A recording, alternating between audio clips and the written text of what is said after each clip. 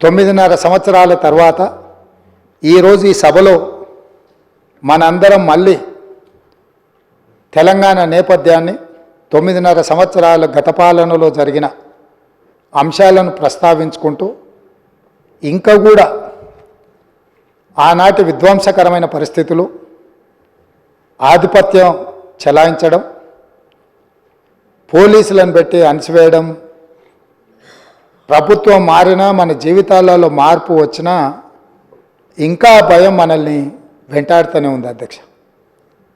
ఎందుకు నేను ఈ మాట చెప్తున్నా అంటే, ప్రజలు వ్యక్తులకు కుటుంబాలకు వ్యతిరేకంగా స్పష్టమైన తీర్పునిచ్చి మీ విధానాలను, మీ ఆలోచనలను, మీ విధ్వంసకరమైన ధోరణిని మేము తిరస్కరించినము.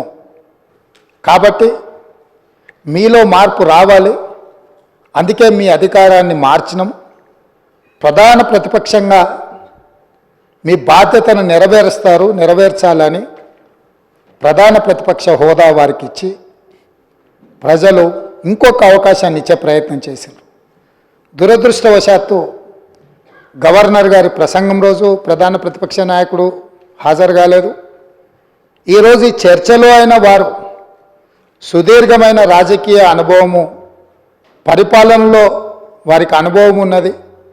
80,000 పుస్తకాలు చదివిన తెలంగాణ రాష్ట్రంలో అందరికంటే అతి గొప్ప మేధావిని అని వారు పదే వారు ప్రస్తావిస్తుంటారు.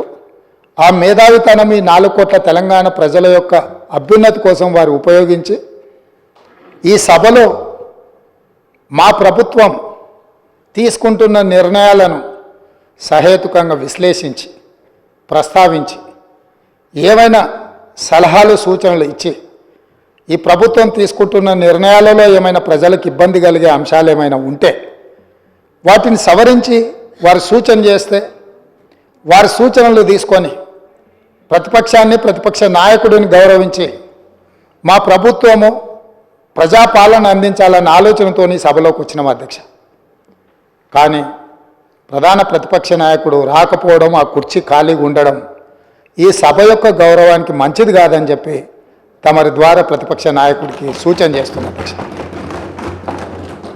మనల్ని అందరినీ ప్రజలు ఎన్నుకొని ఒకరిని పాలపక్షంగా, ఇంకొకరిని ప్రతిపక్షంగా, మిగతా పార్టీలను కూడా ఆయా వర్గాల యొక్క గళాన్ని, బాధను వినిపించడానికి ఈ సభలోకి పంపించినప్పుడు మన యొక్క పాత్రలను బాధ్యతాయుతంగా నెరవేర్చాల్సిన అవసరం ఉన్నది. భవిష్యత్తులోనైనా ఆ దిశగా ఈ సభలో ప్రతిపక్ష నాయకుడు అడుగుడు వేయాలని నేను కోరుకుంటున్నాను, భావిస్తున్నాను అధ్యక్ష.